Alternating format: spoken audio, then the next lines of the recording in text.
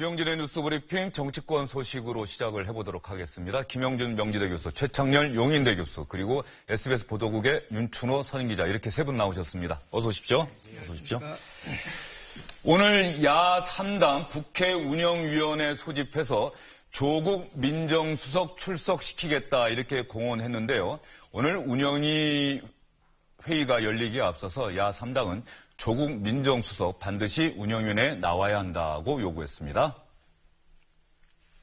문재인 대통령께서 인사 난맥상과 검증 부실, 한미 동맹 사이의 파열음에 대해 진정으로 국민적 우려를 불식시키시겠다면 이 책임자들의 국회 출석과 국회 보고를 반드시 승인하실 것이라 생각합니다. 특히 민정수석의 경우 문재인 대통령은 본인이 노무현 대통령 시절 민정수석으로 재직할 때 국회 운영위원회에 출석한 전례가 있는 만큼 적극적 협조를 해주시길 부탁드립니다. 인사검증을 책임지고 있는 민정수석이 출석해야 하는 것은 너무나 당연합니다. 조국 민정수석은 과거 문재인 민정수석이 그랬듯이 당당히 국회에 출석해 인사참사에 대한 입장을 밝혀야 할 것입니다. 조영 바른정당 원내대표도 이렇게 얘기를 했습니다. 문재인 대통령이 진정한 소통 의지를 가지고 있느냐 아니냐는 조국 민정수석이 출석해서 얼마나 진솔하게 답변하느냐에 달렸다. 야3당이 이렇게 같은 목소리를 내고 있습니다. 반면에 여당인 민주당은 야3당이 운영위원회를 독자적으로 소집한 것은 의회 독재이자 발목 잡기 행태다. 운영위원회 열기에 앞서서 운영위원장직을 여당인 민주당에 먼저 넘겨야 하는 것 아니냐 이렇게 반박하고 나섰습니다. 교섭단체 간의 협의가 관련 국회 관행을 무시한 대단히 의회 독재 처사입니다. 툭하면 불참 정치로 정부와 여당을 겁박하고 국민과 국회를 파행으로 몰아넣으면서 국회 운영위만 열어서 청와대 민정수석 출석시키고 취임 고작 한 달여 만에 업무 보고를 받겠다고 하는데 이는 과거 사례에 비추어 보아도 상식적이지 않습니다. 그러면 야3당이 독자적으로 소집한 운영위원회 시작됐습니까? 오늘 지금 2시에 시작하기로 했는데요. 아직 열리지 않고 있습니다. 열린다고 해도 아마 야3당 의원들만 모여서 의사진행 발언 정도를 하는 그런 형태의 회의가 될 것으로 이렇게 예상이 됩니다. 의사진행 발언 통해서 민주당과 청와대, 조국 민정수석을 비판하는 그런 발언이 나오겠죠? 그렇습니다. 그리고 더 나간다 그러면 이제 조국 수석 포함한 청와대 참모들에 대한 출석 요구서를 의결하는 그런 것까지 갈 수는 있겠는데 여당과 지금 간사협의도 안 되는 상태거든요. 그렇기 때문에 거기까지 갈지는 좀 더 두고 봐야 될 것 같습니다. 예. 조금 전에 야3당과 민주당의 논리를 저희가 다 들어봤습니다. 네네. 김 교수님, 어느 쪽 말이 맞는 겁니까? 이게 왜냐하면 우리 대한민국의 국회 운영 과정이 어떤 식으로 법제화되어 있냐면요. 88년도 여소야대 상황 속에서 모든 국회의사 일정은 원내 교섭단체의 합의에 의해서만 하게 돼 있어요. 그러니까 그 말은 뭐냐면 합의를 존중하게 돼 있지만 어느 한쪽이 불참을 하게 되면은 관행적으로 모든 운영일 포함해서 의사 일정 과정이 스톱되는 그런 구조를 갖고 있어요. 그러니까 합의를 하기 위해서 만든 게 오히려 합의를 어렵게 하는 구조를 갖고 있기 때문에 양쪽 모두 다의 의견이 틀린 의견이 아니에요. 그렇기 때문에 교착으로 갈 수밖에 없는 것이고 이것을 풀 수 있는 방법은 정치로 풀어야 되는데 지금 대한민국에서는 오히려 정치가 실종돼 있고 한쪽에서는 이게 의회 독재란 말까지 지금 여당은 얘기하고 있지 않습니까? 많이 들어봤었던 용어를 지금 과거에 야당이 했던 여당의 얘기를 하고 있는 부분들인데요. 이것은 결국은 풀 수 있는 방법은 단순하게 운영위원회 이 차원의 문제가 아니라 국회 운영 전반에 관련돼서 어떻게 효율적으로 운영할 것이냐에 대한 대타협이라든지 협의가 없으면 이거는 계속해서 공전될 수밖에 없는 부분들이 있고요. 그리고 미국에도 의회를 보면은 중요한 것은 국회법에 의해서 정해지는 것이 아니라 불문율에 의해서 정해지는 경우가 많아요. 그 생산적 불문율. 앞으로 의회가 이런 것들은 법으로는 없지만은 서로 지켜나가자라고 하는 이 상호 불문율이 잘 만들어져야 되는데 아직까지 우리는 그런 부분 속에서는 미숙한 모습을 좀 보이고 있는 것 같습니다. 네. 양쪽 다 말이 틀린 것은 없다 이렇게 말씀하셨는데 최 교수님 듣고 보시기에 어떻습니까? 글쎄요. 양쪽 말이 다 일리가 있는데 역시 문제의 본질은 지금 야권은 조국 민정수석을 겨냥하고 있잖아요. 그 조국 민정수석은 문재인 대통령의 인사 중에서 아주 개혁성을 담보하는 아주 상징적인 인사라고 보여집니다. 맨 초기 인사에서. 바로 그렇기 때문에 민정수석을 출석시킴으로써 뭐 검찰개혁뿐만이 아니라 민정수석에게 주어진 임무가 많잖아요. 아마 그런 것들을 야권은 집중적으로 공세를 취하려 하는 것이고 바로 그것의 역의 논리 때문에 지금 여권은 민정수석의 지금 국회 주석을, 운영위 주석을 굉장히 꺼리고 있는 거예요. 이 부분은 요즘 내로남불 얘기 많이 하잖아요. 지금 10년 동안 보수정권, 10년 동안 진보정권 서로 교대를 했어요, 지금. 공수가 또 교대됐는데, 지난 정권 때도 우병우 민정수석의 주석을 두고 얼마나 여야가 입장이 바뀌었었잖아요. 그러나 지금 또 다시 바뀌었단 말이죠. 바로 그런 것들이 여와 야가 자신들의 논리에 입각하고 있는 건데 저는 이렇게 생각이 돼요. 민정수석이 지금 이제 정권 출범한 지 40여일 됐잖아요. 근데 아직 내각도 구성이 안 됐는데 이 인사 문제에 대해서 야권이 집중적으로 공세를 취하게 되면은 향후 아직 인사청문회도 남아있는 상황이고 이런 부분 때문에 여권으로서는 대단히 부담스러울 거예요, 아마. 게다가 일단 여야 합의가 안 된 상태이기 때문에 지금 이제 여권으로서는 얘기를 할 수가 있다 하더라도요. 지금 보다 본질적인 문제는 어쨌든 민정수석의 참석이 여권에게 대단히 부담스럽다. 이 부분이 가장 본질이 아닌가 이렇게 생각이 됩니다. 네, 그러면 이 질문 한번 드려볼게요. 지금 다른 국회 상임위원회도 야당이 참석을 거부하면서 하나도 안 열리고 있죠. 그렇습니다. 지금 청문회 일정이나 이런 것들이 지금 전혀 안 잡히고 있는 거죠. 그런데 야3당이 국회 운영위원회만 소집하겠다. 이것도 조금 앞뒤 말이 안 맞는 부분 아닙니까? 맞습니다. 여당 입장에서 보면 지금 정작 급한 게 뭐냐라고 따져보면 청문회를 열어야 되는 장관 후보자들에 대해서 지금 못하고 있지 않느냐라고 하는 반론이 충분히 가능할 것 같고요. 그다음에 또 운영위원회 같은 경우에는 지금 정권이 바뀌고 나서 한 번도 열린 적이 없어요. 그렇기 때문에 굳이 이번 지금 한 번도 열리지도 않고 그다음에 여야가 회의 일정을 관련해서 합의하지도 않은 운영을 열자고 하는 것은 정치 공세 아니냐라고 이제 맞받아칠 그런 부분은 충분히 있긴 하지요. 충분히 있긴 하지만 그렇지만 민정수석이라고 해서 성역은 아니지 않겠습니까? 예전에 문재인 민정수석 시절에도 두 번 나온 적이 있었고요. 그다음에 국민의 정부 시절에도 신광 민정수석이 출석한 적이 있어요.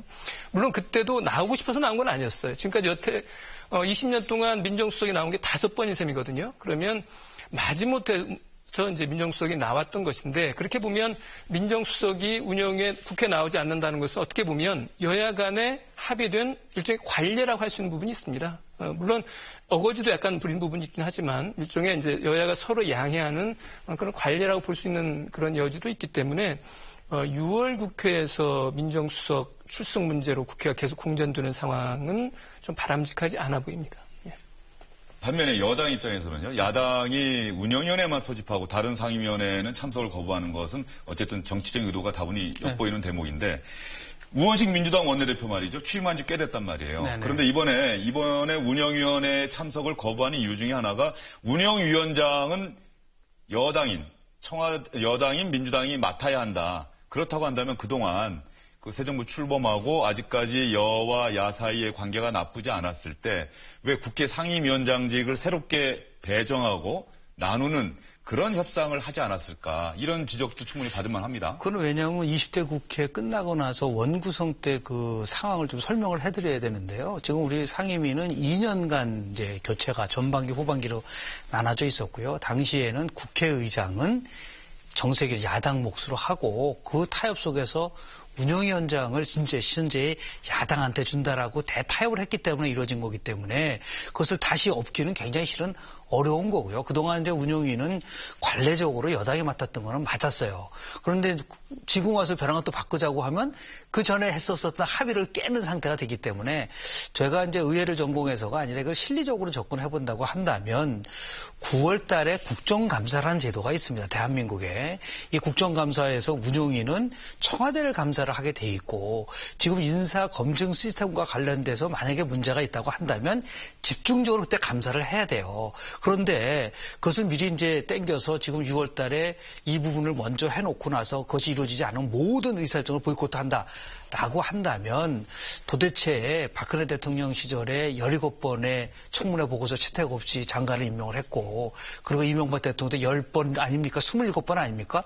그때 당시의 것을 어떻게 지금 현재 야당에 설명 설명할 수 있을 것인가. 그런 면에서 봤을 때 집권 지금 초기고 분명히 인사에 문제가 있는 건 사실이에요. 그래서 인사검증 시스템은 아주 전면적으로 감사도 하고 검증도 해야 된다는 거에 대동의를 하면 이렇게 해야 되죠. 쉽게 정타협을 하려고 한다면 모든 상임위 과정은 다 정상화시키고 그것을 전제로 해서 운영위도 열고 거기서 여야 간에 협상을 하면 모르겠지만 지금 말씀하신 것처럼 다른 상임위는 다 중지시켜놓고 운영위만 연다고 했을 때는 설득력이 좀 낮을 수도 있다고 저는 봅니다. 예, 최 교수님 짧게 한번 답변해 주시죠.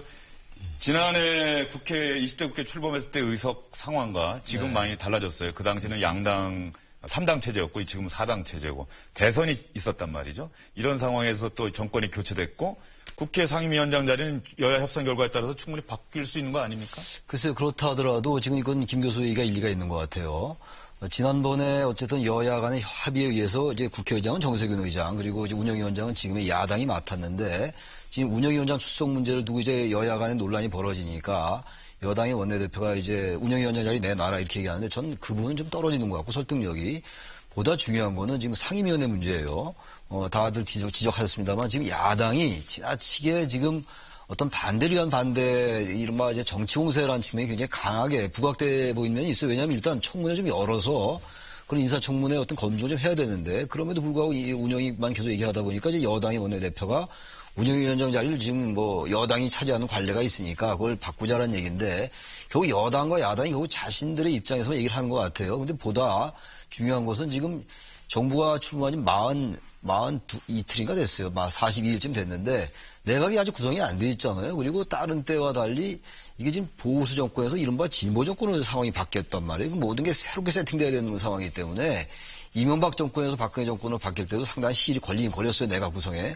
지금은 더 엄중한 시기인데 너무 야당이 인사청문회 좀 지엽적이라는 말하면 좀 부적절할지 모르겠습니다만 너무 지엽적인 문제에 집착한 경향이 있다. 야권이. 물론 인사청문회에서 많은 의혹이 제기됐기 때문에 여권으로서도 보다 야당에 대해서 설득과 협조를 더 게을리하면 안 되겠습니다만 지나치게 지금 청문 문제라든지 다른 문제를 가지고 지나치게 발목 잡는다라는 측면이 굉장히 강해 보인다는 겁니다. 네, 두 분 말씀은 어쨌든 간에 상대적으로 좀 야3당이 국회 운영위원회에 소집한 것은 정치적인 의도가 있어 보인다. 일단은 인사 작업이 마무리되고 인선이 마무리된 다음에 그다음 진행되는 상황 그렇죠. 또 인선 과정에서 나오는 새로운 사실 또 부적절한 인사라고 한 사실이 드러났을 경우에 얼마든지 따질 수 있지 않겠느냐 이런 얘기 해주셨는데 청와대에서도 조국 민정수석의 국회 출석 문제에 대해서 입장을 밝힌 게 있습니다. 청와대 관계자가 이렇게 얘기를 했습니다. 여야 합의가 최우선이고 조국 민정수석 등이 국회에 출석할 단계는 아니다. 한 관계자는 이런 얘기도 했죠. 출석할 계획이 없다. 뭐 이렇게 얘기하기도 했죠. 그렇습니다. 오늘 국회에 갈 일은 없다 이렇게 얘기를 했습니다. 그런데 다만 여야 간에 지금 대화가 전혀 없는 건 아니에요. 오늘 오전에 우원식 대표하고 그다음에 바른정당의 주호영 대표, 그다음에 김동철 국민의당 대표가 이제 만나서 이야기를 했는데 거기서 대략 세 가지의 어떤 안이 나온 것 같습니다. 그 첫 번째가 대통령의 인사 문제 관련한 책임 있는 입장 표명이 있고, 그다음에 운영위원회는 6월이 아니라 7월에 열자. 임시국회를 7월에 열어서 그때 거기서 운영위를 열어서 인사 문제도 따지는 것. 그다음에 이제 조국 수석의 출석 문제 논의하자고 그랬고요. 그다음에 자료 제출 인사청문회 등과 관련해서 이 문제와 관련해서 성의를 보이면 여야 간에 뭐 합의로 문제를 풀어보자라고 하는 그런 안을 가지고 서로들 이야기를 한 것 같습니다. 그래서 이런 정도를 놓고 여야 간에 좀 더 이야기가 되면 6월 하순에 들어서면 이제 본격적인 청문회랄지 이런 것들이 정상화될 가능성도 있어 보입니다. 예, 인사청문회 그리고 문재인 대통령 취임 이후 현 정부의 인선 작업과 관련해서 야3당에서는 인선 과정에서 안경환 전 법무부 장관 후보자가 낙마했으니 뭔가 잘못된 게 있다. 그것을 따지기 위해서라도 조국 민정수석 인사 검증을 책임졌던 조국 민정수석이 국회에 나와서 답변을 해야 된다. 이렇게 주장을 하고 있는데요. 이 문제와 관련해서 저희가 원래 준비했던 순서를 좀 바꿔서 여당과 야당이 불과 42일 전에는 지금의 자유한국당, 물론 더 이전에 탄핵정국 이전에 지난해에는 자유한국당이 여당이었고 민주당이 야당이었단 말이죠. 그런데 인사청문, 이 인선 작업과 관련한 논평을 저희가 한번 비교를 해보겠습니다. 예전의 논평 그리고 올해 나온 논평 여러분 한번 보십시오. 자유한국당이, 제1야당인 자유한국당이 과거 민주당이 야당 시절에 내놓았던 논평을 패러디를 했습니다. 이것은 서면으로 내놓은 논평인데 시청자 여러분 한번 보세요. 2017년 6월 18일 이틀 전에 정준길 자유한국당 대변인이 내놓은 논평과 2016년 9월 4일 당시 야당이었던 이재정 민주당 원내대변인이 내놓은 논평을 한번 보십시오. 다 그대로입니다. 대통령 이름만 바뀌었어요. 귀 닫고 눈 감은 문재인 대통령의, 귀 닫고 눈 감은 박근혜 대통령의, 불통행보가 갈수록 점입가경. 저 오자까지 그대로 내놓았다는 거 아닙니까? 점입가경인데 접입가경으로 되어 있는 거죠? 네. 저 오자까지 그대로 내놓으면서 자유한국당이 민주당을 사실 좀 비꼬는 듯한 그렇습니다. 그런 논평을 내놓았어요. 이게 예. 기자들 사이에서도 좀 화제가 됐을 법해요. 그렇습니다. 이게 지금 지난해 9월이죠. 얼마 되지도 않았어요. 그때 이제 조윤선 장관, 그다음에 김재수 장관, 조경규 장관 임명할 때 국회 청문 보고서 채택 없이 또 임명이 강행됐었거든요.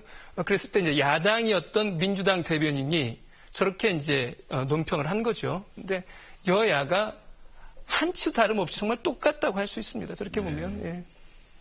이 적합한 비유일지 모르겠습니다만 개구리가 올챙이적 생각을 못한다라고 하는 이 속담이, 그러니까 개구리가 올챙이적 생각을 하면 보다 겸손해질 수 있다, 뭐 이런 뜻일 것도 같은데 지금부터 새로운 것도 또 나왔어요. 똑같은데요. 이제 말하자면은 역지사지 문제잖아요. 그리고 내가 하면 뭐 로맨스고 남이 하면 불륜이다. 아까 제가 내로남불 얘기 말씀드렸는데 제가 잠깐 앞서 말씀드린 것처럼 김대중 노무현 정권 10년이었고요. 그다음에 이명박 박근혜 10년이었습니다. 박근혜 정권. 9년이죠? 정확히. 9년이죠. 9년이죠. 예, 예. 그러니까 10년, 9년 이렇게 공수가 교대된 겁니다. 그래서 야당은 지금 야당일 때 여당 얘기하고 있고 여당은 또 자신들이 야당일 때 여당 얘기하고 있으니까 이제 10년, 9년 뭐 같은 얘기라고 우리가 가정하고 그렇게 같이를 했으니까 이제 과거 일은 그만 좀 했으면 좋겠어요. 지금 야당이 지금 저렇게 얘기하니까 여당도 할 말이 하나도 없습니다, 지금. 물론 이제 굳이 이제 여당을 두둔한다면 그걸 전제로 하고 지금 이제 정부 출범한 지 42일밖에 안 됐고 지금 방금 나온 건 2016년도 9월이니까 얼마 안 된 얘기고 정권의 아주 후반기였잖아요. 그런 차이는 분명히 있어요. 그러나 본질적으로는 어쨌든 똑같단 말이에요. 지금 이름을 빼면 누가 했는지 모르잖아요. 그리고 또 이것뿐만이 아니라 좀 다른 얘기입니다만 우리가 어떤 정치 기사를 보면요. 연도를 정확히 봐야 됩니다. 연도 정확히 하면 이게 지금 일인 줄 잘못 얘기하는 수도 왕망 있는 거 제가 많이 봤어요. 다른 사람들이. SNS에서 특히 그런 거 많이 헷갈리기 있어요. 쉬워요. 그래서 예. 블로그 이런 거 잘 봐야 되는데 그만큼 우리 한국 정치 문법이 그대로라는 얘기거든요. 한국 정치의 패러다임이 대단히 구태하다는 얘기고 여야 보수 진보의 문제가 떠나서 대단히 퇴행적인 사고가 그대로 유지되고 있다. 그러니까 기존의 정치 패러다임이 그대로 매몰되어 있는 면이 분명히 있어요. 여야가 다. 그렇다면은 이제 여당은 야당 때 얘기하고 야당은 여당 때 얘기 그만하고 우리 패널들도 마찬가지예요, 이제. 그러니까 지금 야당이 저렇게 얘기하는 건 여전히 그 여당을 곤혹스럽게 만들고 있는데 양쪽도 해봤으니까 이제는 좀 서로 다 비겼다라고 보고 이제 좀 다른 문법으로 좀 했으면 좋겠다라는 이런 원론적 말씀 좀 드리고 싶습니다. 예. 뭐 실제적으로 정치 신뢰도 조사를 해보면요. 어느 집단이 가장 낫냐면은 항상 끝까지 꼴찌하는 게 국회하고 정당에 대한 거거든요. 그 이유가 왜 그러냐면 유화 정치의 극치를 보여주고 있기 때문에 저는 저 유화 정치라고 봅니다. 아주 어리석은 것이 아니라 어린아이도 같은 정치라고 네, 어린아이들 보거든요. 서로 말싸움하다 보면 똑같아요. 뭐 상대방 말을 그냥 따라하잖아요. 그 저걸 보면서 어떻게 저렇게까지 우리 정치가 발전을 못할까. 그래서 오죽하면 민주화 이후에 민주주의가 퇴보했다는 말이 있을 정도로 안타깝습니다. 그리고 특히 이 정부는 더 나가서 이제 적폐를 청산한다고 얘기를 했는데 적폐가 청산이 되는 것이 아니고 계속 도돌이표가 되다 보니까 국민들이 정치 불신이 더 가중될 것 같아요. 그런 의미에서 봤을 때 저건 서로를 죽이는 정치이기 때문에 자해 정치입니다.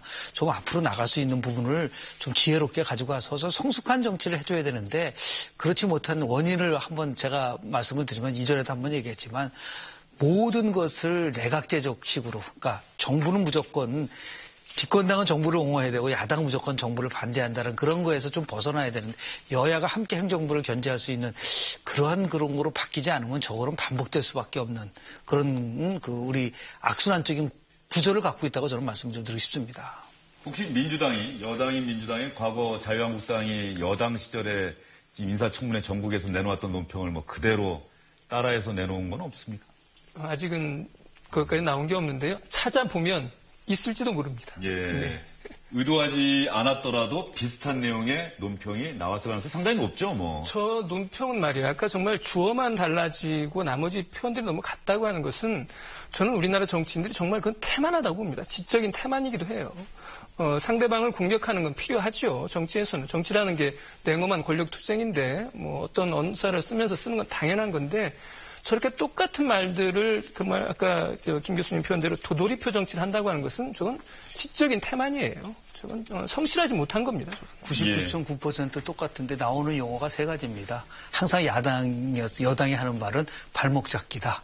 그리고 정책 검증해야 된다라는 걸 가지고서 얘기하지 않았었습니까? 그러면서 이것은 항상 자신들은 오로지 좋은 정치를 하는 것처럼 보이게 하는 그 포장했었는데 지금 입장이 바뀌니까 도대체 그 정책 검증을 하라고 얘기했었던 현재 야당은 어디로 갔는지에 대해서 물어본다면은 답변하기가 참 곤란할 것 같습니다. 예.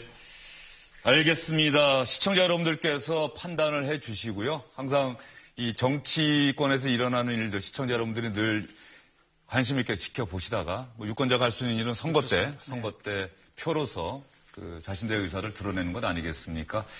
다음 소식으로 넘어가 보도록 할까요? 안경환 전 법무부 장관 후보자 결국 스스로 그만뒀습니다. 그리고 스스로 그만두게 된 원인이 위조 혼인 신고 때문이었습니다. 그런데 당시 이 혼인무효 소송의 판결문을 야당 의원이 입수를 했다는 사실이 드러났죠. 그런데 여당에서 이 판결문을 입수하는 과정이 뭔가 석연치 않다 이렇게 비판하고 나섰습니다. 그래서 이 이야기를 여러분께 한번 들려드릴까 합니다. 안경환 법무부 장관의 자진 사퇴는 대단히 유감스러운 일입니다. 후보자의 도의적 판단에 따른 자진 사퇴임에도 불구하고 문재인 정부 인사 전반에 대한 불신으로 키워보려는 야당의 의도는 온당치 않습니다. 일각에서 제기되고 있는 것처럼 검찰개혁을 두려워하는 세력들의 조직적인 움직임이 있다면 강력히 대응하겠습니다. 검찰개혁을 두려워하는 세력들의 조직적인 움직임이 있다면 강력히 대응하겠다. 추미애 민주당 대표의 이 이야기가 뭘 뜻하는 겁니까? 일단 지금 의혹이라고 여권에서 말하는 것의 근거는 두 가지예요. 하나는 안경환 전 법무장관 후보자의 그 혼인 무효와 관련된 판결문이 두 개가 있다는 겁니다. 두 가지 종류가 있다는 거예요. 물론 이제 핵심적인 내용은 같은데 두 가지 버전이라고 두 가지 내용이 있다는 거고요. 그다음 또 한 가지는 가사 사건은 개인의 아주 내밀한 일들을 담고 있기 때문에 당사자가 아니면 다른 사람들이 볼 수 없도록 돼 있습니다. 그것은 언론이 보도하지 못하도록 하는 것도 당연하게 그렇게 돼 있어요, 법적으로. 근데 그러한 그 어떤 개인의 내밀한 사생활이 담긴 그 판결문이 어떻게 이렇게 보도될 수 있었느냐. 그러니까 내용이 다른 뭔가 또 다른 버전이 있고 그런 것들이 법적인 어떤 제한에도 불구하고 공개된 것은 뭔가 어떤 그 조직적인 그 힘이 작용한 거 아니냐라고 하는 것이 여권에서 말하는 안경환 낙마 의혹과 관련된 핵심적인 문제 제기인 거죠. 네. 그 부분 관련해서 저희가 좀 자세하게 더 들어가 보도록 하겠습니다. 일단 이 판결문을 공개한 자유한국당의 주광덕 의원, 추미애 민주당 대표를 비롯해서 민주당에서 이 판결문 입수 경위와 관련해서 이런저런 얘기가 나오자 주광덕 의원이 직접 해명에 나섰습니다. 일부 국회의원을 했던 사람마저도 제가 마치 검사 출신이고 제가 정무비서관을 했기 때문에 그 사실을 언급하면서 마치 음습한 공작 정치의 냄새가 난다. 이 자료 개인의 판결문을 당신이 어떻게 입수했느냐. 검찰개혁을 하고자 하는 안경환 후보자의 검찰개혁에 저항하는 검찰 내의 일부 정치검사들과 주광덕이 결탁하고 검찰개혁을 주창하는 조국 민정수석 그리고 안경환 법무부 장관 후보자 이 시스템을 근본적으로 파괴하는 적폐 세력 중에 적폐 세력이 저는 그러한 공격에 대해서 참 한심하다는 생각을 했습니다. 그리고요, 지금 조금 전에 윤춘호 기자가 판결문이 두 개가 있는 것 아니냐 이 이야기를 하셨는데 제가 그 이야기는 조금 이따 해드릴게요. 주광덕 의원이 이 판결문 입수 경위 조금 전에는 그런 어떤 정치 공작에 어떤 흔적이 보인다는 그런 주장이야말로 한심하다고 반박을 했는데 구체적인 입수 경위에 대해서 얘기한 대목도 있습니다. 이 이야기부터 여러분께 들려드린 다음에 저희가 이야기를 계속 이어가겠습니다. 다음 날 인사청문 요청안에 포함된 안 후보자 부친의 재적 등본에서 혼인 무효 확정 판결 사실을 확인했습니다. 그래서 국회 의정자료 전자유통 시스템을 통해서 공식으로 대법원의 판결문 4번을 요구하였고 그 요구할 당시 서면에 저는 재적 등본에서 확인한 판결 일자와 소송 당사자 그리고 소송 당사자의 기본적인 인적사항을 기재했습니다. 그리고 같은 날 법원 행정처로부터 국회 업무 이메일을 통하여 판결문 4번을 서면으로 제출받았습니다. 저는 이 지금 판결문 원본도 제가 가지고 왔습니다만 그 원본에는 피해 여성의 성명, 주소 그리고 생년월일 다 기재되어 있습니다. 그러나 저는 이틀 전에 기자회견을 할 당시에 그 피해 여성의 성이 김 씨라는 것 외에 나머지 인적 사항이 나타나지 않도록 다 삭제를 했습니다. 그리고 그날 제가 코멘트할 때 22살의 김 씨 성을 가진 여성이라는 사실 외에는 언급하거나 공개한 바가 없다는 말씀을 드립니다. 판결문 4번은 법원 행정처로부터 이메일을 통해서 받았다. 네. 그런데 기자회견하다가 갑자기 제가 지금 판결문 원본도 가지고 왔습니다만 이렇게 얘기를 해요. 그러면 원본과 4번을 다 갖고 있다는 얘기예요? 아니면 출력했다는 말로 이해가 됩니다. 지금 가지고 왔다고 하는 것은 출력했다는 것 같고요. 출력한 그 자료를 거기에는 이제 이름과 생년월일, 주소가 다 있는데 거기서 신분이 드러나지 않도록 자기가 중앙대 의원실에서 그걸 지웠다라고 하는 그런 취지로 저는 이해를 하고 있습니다. 예. 그런데 제가 오늘 아침에 이제 라디오도 임시로 진행을 하고 있는데 라디오 진행하는 도중에 이정열 전 판사가 판사 출신이다 보니까 스스로 이걸 한번 찾아봤대요. 개인적인 궁금증에서 찾아봤는데 일단 법적 근거는 다음에 얘기를 하고요. 분명히 법원 행정처로부터 PDF 파일로 이메일로 그 4번을 받았는데 거기에 법원 행정처가 보낸 그 자료에 보면 검수 완료라고 돼 있답니다. 근데 검수 완료라고 돼 있다라고 하는 뜻은 이것은 자신들이 그 판결문을 다 읽어봤고 검토했고 이 판결문에 개인 신상 정보가 들어있기 때문에 법원 행정처가 그 당사자들의 이름을 삭제한 상태에서 비신고가 작업이라고 그렇죠. 하는 거죠. 그래서 그런 상태에서 보냈는데 어떻게 주광덕 의원이 갖고 있는 판결문에는 그 이름이 다 기재되어 있다고 얘기를 하는가. 그렇다고 한다면 주광덕 의원이 2개의 판결문을 갖고 있는 것 아닌가. 그렇다고 한다면 나머지 하나 원본은 어디서 입수를 했는가. 네. 이런 의구심을 제기를 하더라고요. 두 가지 면에서 우리가 좀 접근을 해봐야 될 것 같은데요. 하나는 절차적 민주주의.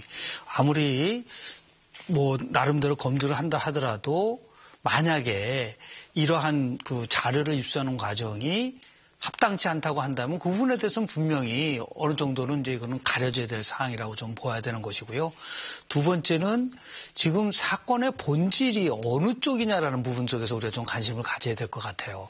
예를 들어서 청와대는 전혀 몰랐었는데 특히 이제 주광덕 의원 같은 경우 일개 개인 신분이 아니라 청문위원이었었다는 부분에 대해서는 우리가 좀 생각을 좀 해야 될 거라고 봅니다. 분명한 사실이죠.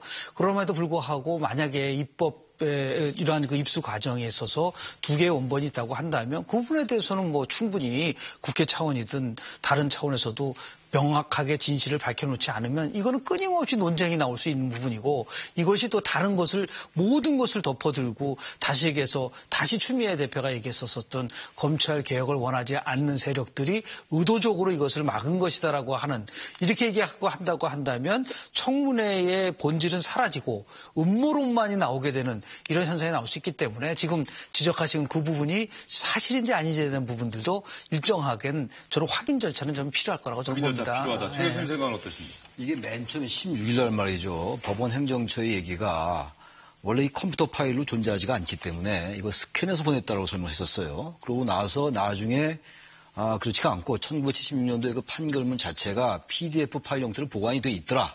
그 PDF 파일 형태로 보관된 것을 보냈다, 보관 중이었으면 확인했다 이렇게 얘기를 했어요. 그래서 아까 제가 말씀드린 그 컴퓨터 파일로 존재하지 않았다라는 것은 그거는 실무진의 착오다 이렇게 법원 행정처가 얘기를 했단 말이에요. 또 하나 문제가 지금 이제 그 주광도 의원이 얘기하기를 인적사항이 기재된 판결문을 받았다라고 지금 오늘 얘기했어요. 방송에 나와서.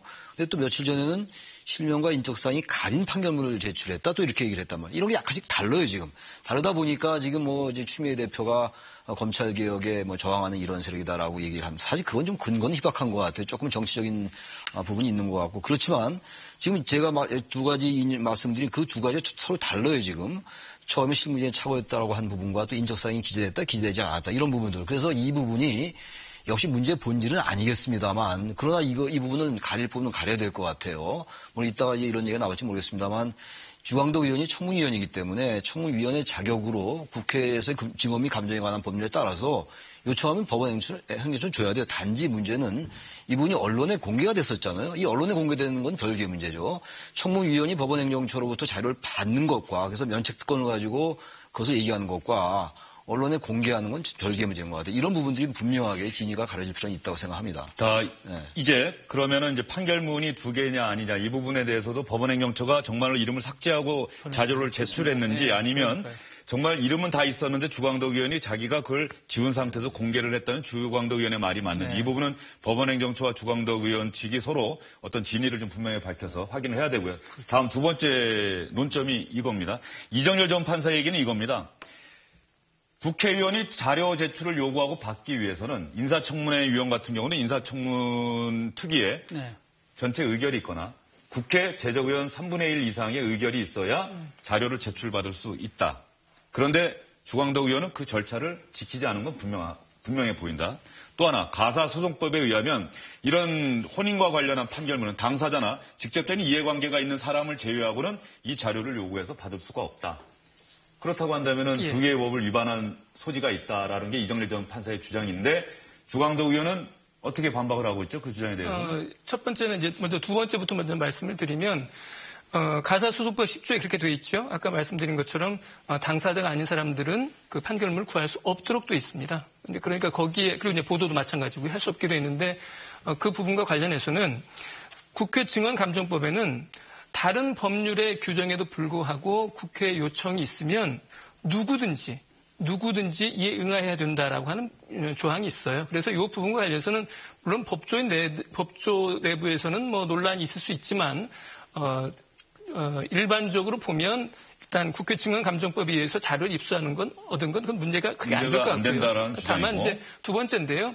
국회 의결 없이 국회 상임위 의결 없이 의원실에서 개별적으로 요청한 것을 제공하는 것 이건 문제가 아니냐라고 하는 그 이정열 전 부장판사죠. 전 부장판사의 의견은 일리가 있는 지적이긴 합니다. 그렇지만은 저는 전체 맥락에서 봤을 때 주광덕 의원실의 한 행동이 대단히 큰 문제가 될 정도의 위법한 행위냐. 어떤 위법의 정도랄지 아니면 이런 것들은 좀 더 따져볼 여지는 있을 것 같습니다. 본질적인 문제는 그야말로 아닐 것 같습니다. 주광덕 의원 측 주장은 또 이런 거죠. 관행적으로, 관례적으로 인사청문특위 위원들이 먼저 자료 제출 요구하고 자료 받고 그다음에 이제 인사청문에서 그 인사청문을 받는 후보자나 증인 뭐 참고인이 없는 상태에서 국회의원들끼리 모인 상태에서 일괄해서 의결을 한다는 거 아닙니까? 지금 이제 교육부하고 일부 지금 상임위가 열리지 않고 있지 않습니까? 청문회 절차와 관련된 걸 논의한다 그래. 그게 지금 그 얘기예요. 앞으로 어떻게 증언 추석하고 자료에 대한 부분들을 어떻게 가져갈 것이냐에 대한 부분들을 하고 나서 해야 되는데 조금 전에 말씀하신 것처럼 관행상으로 먼저 하고 나중에 추후에 이런 식으로 해서 처리하는 이런 부분들이 있기 때문에 제가 국회제도개혁자문위원회에서 한 2년간 국회법 가지고 쭉 연구를 해봤는데요. 우리는 규정은 있는데 그것을 시행할 수 있는 절차가 너무 부족해요. 그래서 이 부분을 반드시 고쳐야 된다라고 수없이 얘기를 했는데 잘 지켜지지 않습니다. 그래서 앞으로 국회의원들이 김영준 교수님 말을 안 듣는 아닙니다. 보고서를 다 만들어서 줬는데도 무시해버리는 거예요. 2년간 연구해서 준 거를 다음에 이제 새로운 국회가 오면은 과거에 쓰던 건 싹 무시하고 또 새로운 제도개혁 자문회가 만들어지고 그렇게 해서 2008년에서 2010년 동안에 했었던 그 자료를 좀 의원분들이 다시 한번 다 봤으면 좋겠어요. 거기에 아주 상세하게 부족했었던 절차와 관련된 규정을 다 만들어 놨거든요. 그랬으면은 지금과 같은 것들이 좀 어느 정도는 좀 해소될 수 있는 여지가 있다고 저는 봅니다. 그러면 이 부분에서 최 교수님께는 조금 다른 질문을 드려볼게요. 자, 본질은 안경환 전 후보자가 위조 혼인신고를 해서 혼인무효 소송에서 패소한 것 아니냐. 이게 본질인데 갑자기 이 판결문 어디서 났지? 이 판결문 입수한 거 뭔가 음습한 정치 공작의 냄새가 나는데 이렇게 문제 제기하는 것이 혹시 본질을 흐리려는 것 아니냐는 그런 지적도 나올 법합니다. 글쎄요. 이 문제가 지금 정확하게 지적을 하셨는데 주광덕 의원이 위법을 했느냐 안 했느냐 지금 이 문제를 얘기하는 거잖아요. 저는 그 논박의 논란의 실익은 별로 없다고 봐요. 지금 다들 말씀하셨다시피 국회 3분의 1의 그 찬성이 없었다 하더라도 청문위원이 국회의원이 국회에서의 증언 및 감정 등에 관한 법률에 따라서 요구했는데 법원행정처가 앉을 수가 없죠. 그야말로 관례상. 그래서 거기서 국회의 조문을 따지는 건 별로 의미가 없다고 보는 거죠. 그리고 제가 아까 잠깐 말씀드린 것이 추미애 대표가 이게 검찰개혁을 방해하는 검찰의 조직적 방해 아니냐. 이 부분 조금 좀 과도한 것 같아요. 그런 얘기를 하려면 여당 대표가 보다 정교한 근거를 가지고 얘기해야 된다는 생각이 들어요. 설령 그게 사실이라 어떤 나름의 근거를 가지고 있다 하더라도 그야말로 이건 음모론 아니냐라는 그런 반발을 받을 수가 있는 거잖아요. 바로 그런 점이 좀 정교하지 못했다고 보는 것이고 아무튼 이 지금 청문 정국에서 본질은 빨리 내각을 안정시켜야 되는 거잖아요. 근데 지금 전혀 다른 데로 가고 있기 때문에 저는 여권이 야당은 지금 사실 제가 아까 잠깐 언급했습니다만 너무 이런 지역적인 문제를 가지고 매달린 경향이 있어 보여요. 아직 정권 출범도 안 됐는데 게다가 보수 정권에서 같이 보수 정권으로 간 게 아니잖아요. 지금 완전히 세팅이 새로 돼야 되는 상황이기 때문에 그런 점은 야당이 비판받아야 마땅하다고 보고 여권도 이런 부분에 자꾸 말리면 안 될 것 같아요. 이걸 검찰개혁에 반대한 세력이 음습하다 이렇게 하면은 그야말로 야당으로 하여금 여권을 공격할 비밀도 제공할 수가 있다는 얘기입니다. 그래서 여당이 보다 더 이런 발언들은 좀 신중할 필요가 있다. 오히려 역설적으로 그렇게 지적하고 싶습니다.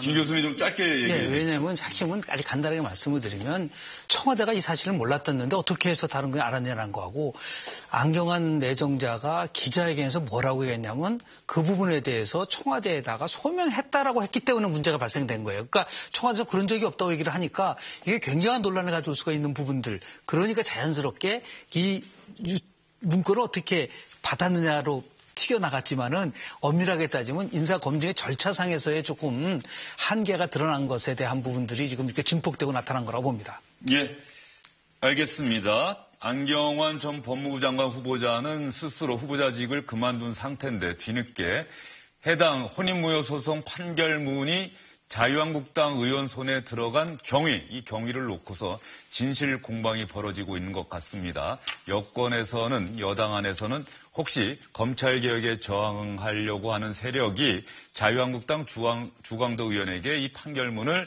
건네준 것 아니냐 이런 의구심을 갖고 있는 것 같고요. 주광덕 의원은 합법적인 절차를 거쳐서 법원 행정처로부터 이메일로 판결문 사본을 받았다 이렇게 반박하고 있습니다. 이 부분에 대해서는 앞으로 정치부나 또 우리 법조 기자들이 한번 확인을 해볼 필요도 있어 보입니다. 그렇습니다. 예, 윤철호 기자가 한번 다음 출연하실 때 확인해봤더니 팩트는 이렇더라 한번 얘기를 좀 해주시죠. 사실은 이렇게 하고 밝히겠습니다. 예, 알겠습니다. 윤춘호 기자가 다음에 출연하실 때 정확한 사실관계를 한번 말씀해 주시고요. 이번엔 자유한국당 내부 이야기로 한번 넘어가 보도록 하겠습니다. 여러분은 혹시 아십니까? 다음 달 3일에 자유한국당이 전당대회 열어서 새로운 대표를 선출하게 됩니다. 어제 제주도에서 당대표 경선에 나선 후보자들이 합동 토론회를 열고 지지를 호소했는데요. 홍준표, 원유철 두 후보 간의 신경전이 특히 날이 서 있었다고 하네요. 지금 이번 대통령식 선거를 치른 각 당의 후보들 모두가 이번 전당대회 당대표에 나서지 않았습니다. 존경하는 홍준표 후보님께서도 미국으로 떠나시면서 나는 당권을 가지고 경쟁을 하지 않겠다라고 말씀하셨고요. 최근에는 또 할 사람이 없어서 내가 나온 거다. 이런 취지로 말씀했습니다. 네, 원유철 후보님이 이 당을 썩은 뿌리 잘라내고 가지치고 그리고 새롭게 만든다는 판단이 서면 내 중도 사퇴하겠습니다. 그러면 지금 사퇴하시죠. 지금은 뭐랄까 우리 보면 좀 힘들 것 같아요. 그래서 원후보한테 맡기기에는 좀 이번에 경선에 가면서 봅시다. 보고 그런 역량이 보여지면 당대표 후보 사퇴하고 원유철 후보 지지하겠습니다. 지금 화면에는 나오지 않았는데 옆에 그 신상진 의원도 있는데 신상진 의원은 뭐 제대로 말할 기회가 없었던 건가요? 예, 한 200명 어제 모였는데요. 분위기가 좀 그 전당대회를 이제 하나의 절차 아니겠습니까? 과정인데 조금 좀 썰렁해 보였다고 그럴까요? 그랬고요. 특히 이제 신상진 의원 같은 경우에는 그 대화의 전체에서 좀 배제되는 듯한 그런 느낌이 들었고, 그 다음에 이 홍준표 후보의 이제 말이라고 하는 게 좀 거칠어서 원유철 후보의 표정이 영 밝지가 않았어요. 밝지가 않아서 전체적인 분위기는 그렇게 아주 이렇게 좀 열기에 찬 그런 분위기는 아니었습니다. 자유한국당 대표 경선 이렇게 보면 될 것 같습니다. 친박계로 분류되는 원유철 의원이 나왔고, 뭐 신상진 의원은 친박계로 분류가 되고 있지는 않죠. 그렇습니다. 예. 친박계로 볼 수는 없죠. 예, 그리고 어쨌든 뭐 이른바 반박 진영에 서 있었던, 대척점에 서 있었던 홍준표 전 대선 후보가 나왔는데, 그러면 홍준표 후보 대 친박 후보의 대결 구도다 이렇게 본다면 어느 쪽이 이길 걸로 전망하십니까? 친홍이냐 비홍이냐로 이제 바뀌었어요. 과거에는 친박 대 비박이었는데요. 아, 이제 벌써 친홍, 네, 비홍으로 친홍 비홍으로 갔습니까? 저는 바뀌었다고 봅니다. 자유한국당 내부에서 들으신 얘기입니까? 아니 그런 식으로 예. 갈 수밖에 없다는 예. 거죠. 왜냐하면은 솔직한 얘기로 원유철 우리 의원 같은 경우에는 신박이라는 용어를 들었었어요. 신박. 예, 원내대표 경선 때는 상당히 나름대로 반박을 할 것이다라고 했는데 막상 선출되고 나서는 철저하게 친박으로 가서 이제 신박이라는 용어가 나왔었거든요. 그래서 당시 잘 기억이 나시지만 뭐 김무성 대표 대 원유철 원내대표를 포함해서 서청원 최고위원들이 이제 갈라서면서 경쟁했었던 부분들이 있었는데요.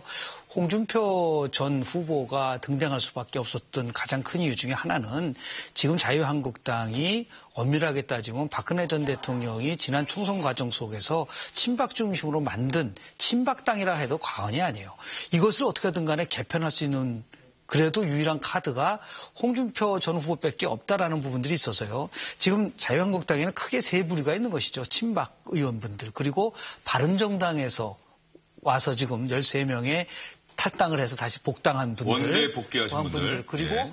20명 내지 한 30명 정도의 중립 성향의 의원분들이 있어요. 이주영 의원이 아주 대표적인 케이스인데요. 자연스럽게 친홍이라는 것은 바른정당하고 중립성이 있는 분들은 홍준표 후보 쪽으로 갈 수밖에 없는 것이고 친박 쪽도 이제 그건 분류되겠죠. 한 면에서 원박이냐 아니면은 뭐 정말 계속해서 끝까지 뼛속까지 친박이냐에 따라서 분류가 되는데 자연스럽게 개편될 수밖에 없는 구조라서 결국은 친홍준표 대 비홍준표의 싸움으로 전당대회가 바뀌니까 결국은 지난 대통령 선거 과정 속에서 그래도 24%를 얻은 게 적지만은 나름대로 회생할 수 있는 정치 상황으로 봐서는 감안해 본다면은 네, 그게 또 관성의 법칙이라는 게 있기 홍준표 때문에 후보의 개인기가 상당히 네. 선거전에서 그 유권자들의 마음을 사로잡았을 수도 있다. 전통적인. 그렇습니다. 그런 예. 의미에서 보면 이것도 결국은 연장선상에서 보면 관성의 법칙이라는 게 항상 있기 때문에 홍준표 전 경남지사가 유리하게 갈 수밖에 없는 구조라고 저는 봅니다. 그런데요, 최 교수님. 원래 대통령 선거에 나섰다가 패배한 사람이 그 자신이 속한 정당의 전당대, 물론 또 공교롭게 이렇게 일정이 상당히 빠듯하게 잡히긴 했습니다만 이렇게 일찍 나선 적은 없어요. 이해창 전 한나라당 그렇죠. 총재 같은 경우도 한 8개월, 9개월의 그 그렇죠. 공백은 가졌었거든요. 지금 아까 원유철 의원이 지금 그런 얘기를 했는데, 글쎄 뭐 지금 홍준표 의원이 나름의 어쨌든 그 정치 공학적으로 그럴 수밖에 없다라고 합니다만. 홍준표 전 후보죠. 전 예, 후보죠, 예. 그러니까. 근데 지금 홍준표 의원의 지금 여러 가지 그 내놓는 메시지라든지 이런 것들이 글쎄 자유한국당을 아주 골수적으로 지지하는 유권자들을 제외한다면 그렇게 큰 어떤 동력을 받기는 어려울 것 같아요. 물론 당내 전당대회도 물론 중요합니다만 지금 현재 자유한국당의 지지율이 대단히 낮아요. 지난번에 홍준표 전 후보가 24% 얻었습니다만 지금 그거 못 얻고 있단 말이에요.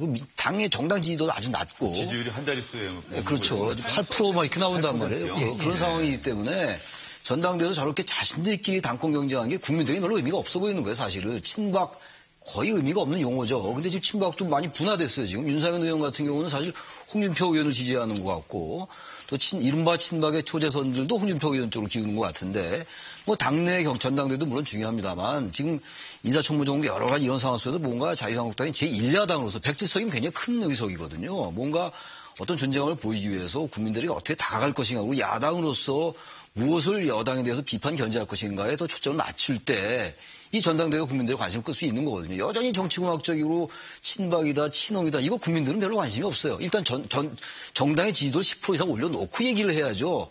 지금 제1야당이 100석이나 되는데 지금 이 8% 나오고 이렇게 해도 되겠습니까? 네. 그런 점에 좀 집착을 해야 될 것 같습니다. 네, 시청자 여러분, 자유한국당이 다음 달 3일에 전당대회를 열어서 새로운 당대표를 뽑습니다. 홍준표 전 대선 후보, 원유철 의원, 신상진 의원 이렇게 세 사람이 당대표 경선에 나섰고요. 그런데 어제 제주도 합동토론회에서 최고위원 경선에 나선 이철우 의원의 발언이 정치권, 특히 여권의 반발을 불러일으켰습니다. 도대체 어떤 발언을 했는지 여러분 한번 직접 들어보시죠. 이거 문재인 정부 하는 거는 기가 막힙니다. 국민 생명과 재산을 지키라고 대통령 만들어놨더니 정말 나라를 망하도록 할 것 같습니다. 다음 대통령 선거는 대통령 선거까지 안 갈 것도 같아요. 그렇죠, 여러분? 오늘 못 걸을 것 같아요. 저게 무슨 뜻입니까? 지금 하는 걸 보니 뭐 대통령 선거까지 못 간다. 그러니까 이제 중간에 정권이 뭐 붕괴되는, 현 정권이 붕괴되는 일이 벌어질 거라고 하는 그런 말인데, 일단 상황 자체는 이렇게 이해를 한번 해보자면요. 이게 지금 자기들 지지자들이 모인 전당대회 지금 제주 경선장이고, 그렇기 때문에 현 정권과 각을 세우는 것이 제1야당으로서 제1야당 최고위원 후보로서 표를 얻는 방법일 거다라고 이제 하는 차원에서 저런 말을 한 걸로 이해는 되지만, 이제 막 출범한 정권에 대해서, 그리고 이제 국민 지지율이 이제 80%를 오르내리는 이 정권에 대해서 저런 말을 하는 것은 청와대는 물론이고 여당, 그리고 일반 국민들 입장에서 보면 막말이라고 할 수 있는 거죠. 막말이라고 할 수 있는데, 저에 대해서 이제 여당에서 대단히 불쾌하다는 반응을 보였어요. 이렇게 불쾌하다는 반응을 보이니까 그에 대해서는 이철우 의원이 나름대로 해명을 한 것은 현 정부가 좀 경각심을 가지라고 한 말이다. 이렇게 말은 했지만은 하기에 이렇게 적절한 표현은 아니었다고 생각을 합니다. 막말 정치가 아니라 자해 정치죠. 자해 정치가. 저렇기 때문에. 막말 정치가 아니라 자해 정치라는 비판해 주셨는데요. 민주당에서 반발 나왔는데 민주당 의원의 얘기도 저희가 뭐 공정하게 또 균형을 잡는 차원에서 민주당 의원은 이철우 의원의 이런 발언에 대해서 어떻게 비판했는지 여러분께 들려드리겠습니다. 아무리 정권 교체 상황을 받아들이기 어렵고 문재인 정부가 아무리 미워도 대한민국 후에 구멍을 내거나 국민의 정치 불신을 가중시키는 일은 하면 안 되는 건 아닌가 묻고 싶습니다. 네, 이번 발언도 시청자 여러분들께서 들으시면 바로 또 판단하실 수 있을 것 같습니다. 정치권 소식은 여기까지 듣겠습니다. 오늘 세 분 말씀 잘 들었습니다. 네, 고맙습니다.